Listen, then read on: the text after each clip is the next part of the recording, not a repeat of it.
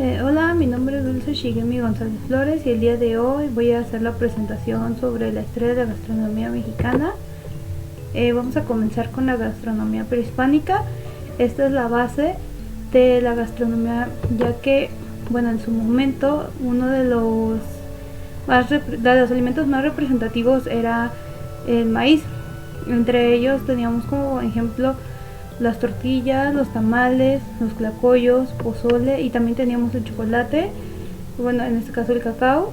Es importante mencionar que también en estos tiempos se inventa el metate y el molcajete.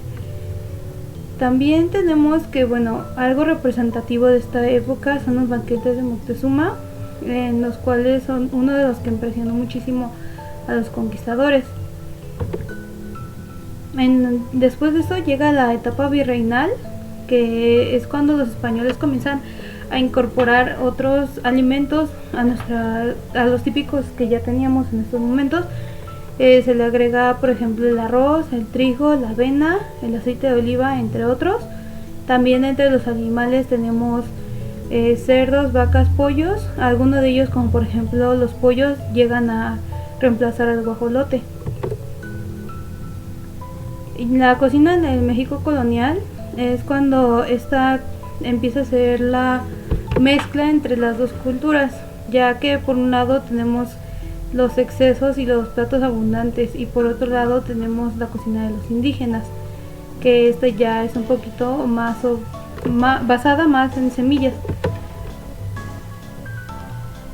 Después de esto sigue la gastronomía mexicana en los conventos. Los conventos fueron uno de los grandes productores o inventores de la gastronomía mexicana, ya que en estos, como las monjas disponían de muchos ingredientes, se dedicaban a crear, por así decirlo, concursos para ver cuál convento era el que tenía mejores platillos o llegaba a inventar mejores sabores.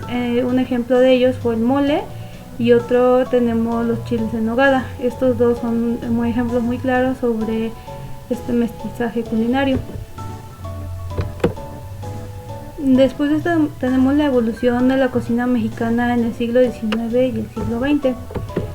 Durante este tiempo es cuando se da la independencia de México y la res deja de ser un alimento básico en la población, porque este sube mucho de precio. Además de que al ser muchos de estos indígenas, vuelve a tomar gran poder los frijoles, el maíz, la tortilla, las verduras, frutas, insectos, entre una gran variedad de chiles.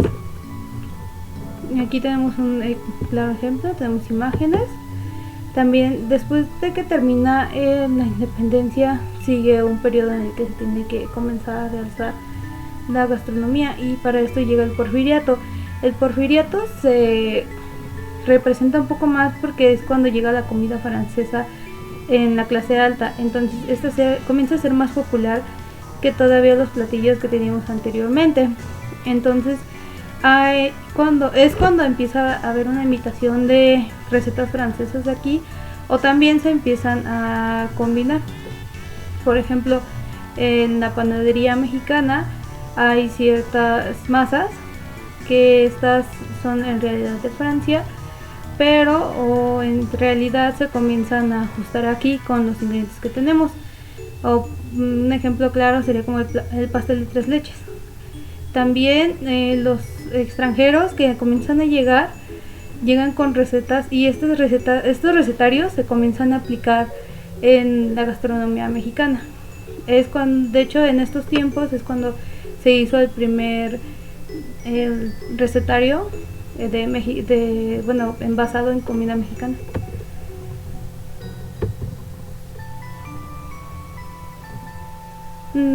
Después de esto llega la revolución. La revolución es un ejemplo de cómo la comida francesa deja de estar de moda entre los mexicanos, y entonces comienzan a regresar, en este caso, los antojitos mexicanos, gracias a las Adelitas, ya que ellas en su mayoría nada más hacían comida con lo que llevaban en sus bolsillos. En este caso eran algunos semillas, quelites, el maíz como tal, o incluso llegaban a hacer cosas que los mismos revolucionarios llegaban a saquear, y con esto las adelitas empezaban a a inventar nuevos platillos para ellos. Bueno, a finales del siglo XX el turismo comienza a resurgir en México, y es cuando se le empieza a dar una mayor importancia a los gastrónomos, en este caso los chefs, y es cuando también comienza a surgir la alta cocina mexicana, en la cual se retoman platillos culinarios, bueno, como muy clásicos, y estos comienzan a ser reinterpretados de una forma más elegante, y algunos representantes son Enrique Olvera, Patricia Quintana, Alejandro Ruiz, entre otros. El más reconocido hasta ahorita es Enrique Olvera, gracias a su restaurante Puyol. Y eso sería todo.